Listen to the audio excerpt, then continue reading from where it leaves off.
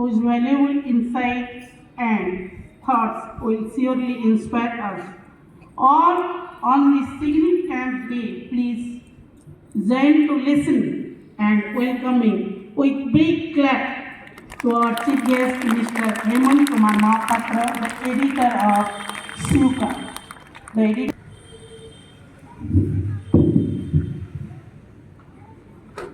Thank you.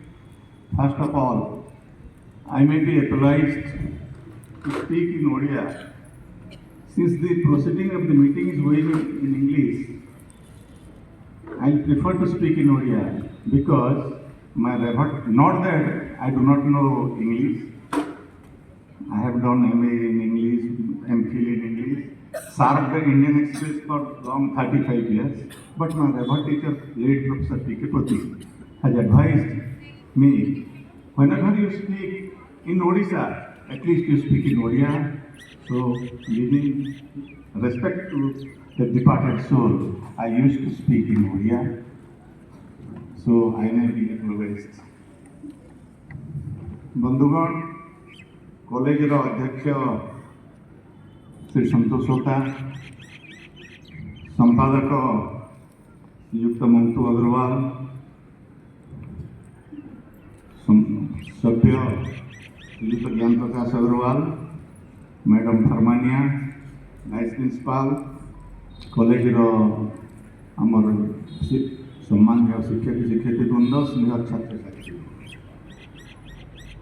प्रथम गणतंत्र दिवस आपण मान समस्त को अभिनंदन जनाऊँगी।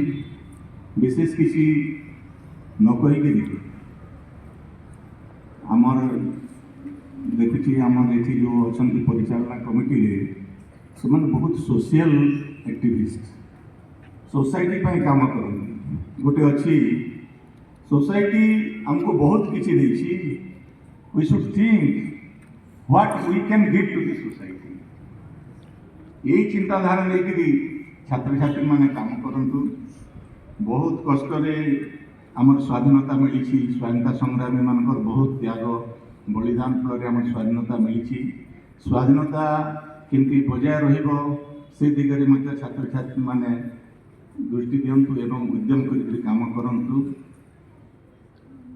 स्वाधीनता पर आम देश तो बहुत किसी उन्नति करिछि किंतु प्रकृति में आमर अर्थनैतिक स्वाधीनता मिली ना अर्थनैतिक स्वाधीनता मिल जमी से दिगरे छात्र मैंने यत्नवान होबार कथा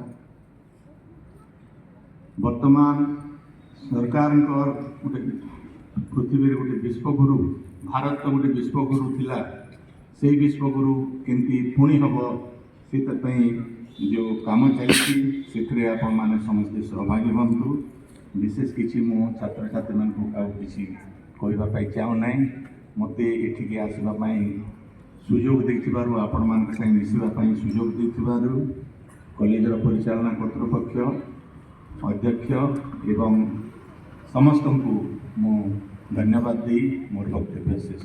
धन्यवाद।